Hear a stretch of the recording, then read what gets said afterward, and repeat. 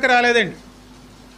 ఎందుకంటే మన ఆలోచన ఎలా ఉంటుంది, ఒక ఆస్తుపరులుగా మార్చాలి, మంచి ఇల్లు గలవారుగా చేయాలి, మంచి కుటుంబం కలిగే వారు చేయాలి, మంచి జాబు వచ్చేవారుగా చేయాలి, ఒక ఉన్నతమైన స్థాయిలోకి రావాలి. అవన్నీ ఇవ్వటానికి వేసే వచ్చారు. ఆలోచన తప్పండి. అందుకోసం ఆయన రాలేదు. ఆయన ఎందుకు వచ్చారు? ఆయన నరకానికి వెళ్ళిపోతాను నిన్ను రక్షించడానికి.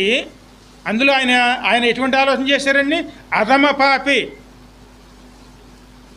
ఎటువంటి విధంగా రక్షించబడలేని స్థితిలో ఉన్న పాపిని కూడా రక్షించుకోవడానికి ఆ స్థానం తాను తీసుకుని తెల్లారితో శిలువ మీదకి వెళ్ళాలి. శిలువ మీద ఉన్నవారి మీద కోసం కూడా ఆలోచించి వారు రక్షించుకోవడానికి తాను శిలువ మీదకి వెళ్ళి మరణపు అంచుల వరకు వెళ్ళి కూడాను పక్కన దొంగ అడిగాడు చూడండి, అయ్యా నీ రాజ్యానికి వెళుతున్నప్పుడు నన్నును జ్ఞాపకం